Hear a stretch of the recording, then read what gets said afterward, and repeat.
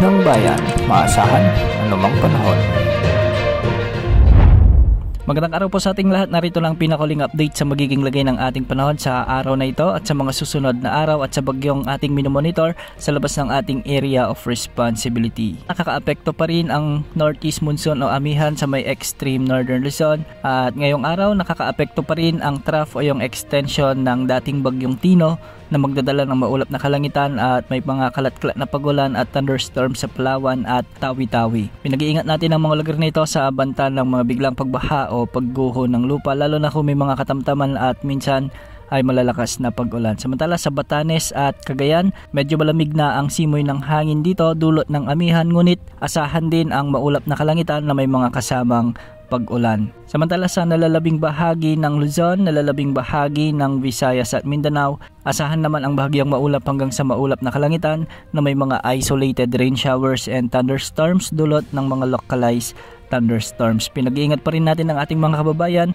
lalo na kung may mga mairal na severe thunderstorms na posibleng magdulot ng mga biglang pagbaha o pagguho ng lupa. Samantala patuloy pa rin nating minomonitor ang bagyo na nasa labas pa rin ng ating area of responsibility. Ito ang tropical storm na may international name na Fungwong at ito ay tatawagin natin sa local name na Bagyong Uwan once na nakapasok na ito sa ating area of responsibility. Kung mapapansin natin sa ating satellite animations ay napakadambuhala ng bagyong ito kahit nasa tropical storm category pa lamang ito. Huli itong namataan mahigit 1,600 kilometers silangan ng northeastern Mindanao at taglay na ang lakas ng hangin na maabot sa 75 kilometers per hour.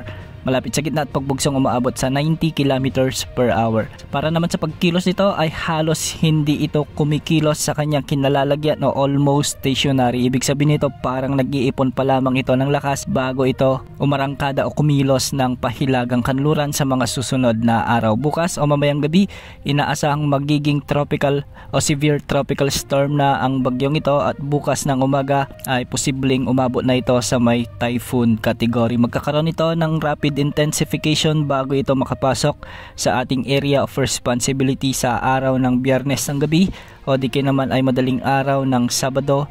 At sa araw ng Sabado, inaasahang magiging super typhoon category na ito habang patuloy ang pagkilos nito ng pahilagang kanluran. Sa araw ng Linggo, mas lalapit naman ang sentro nito sa may Bicol region at Eastern Visayas.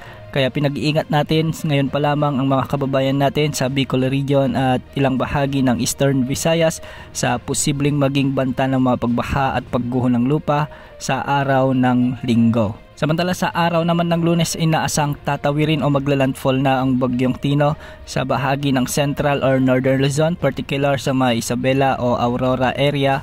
At tatawirin ng bagyo ang malaking bahagi ng Northern Luzon. Ayon sa Pag-asa, posibleng maglandfall ang bagyong ito malapit sa kanyang peak intensity. Ibig sabihin, napaka-peligroso ng dalang hangin at ulan ng bagyong ito bago tumama sa ating bansa.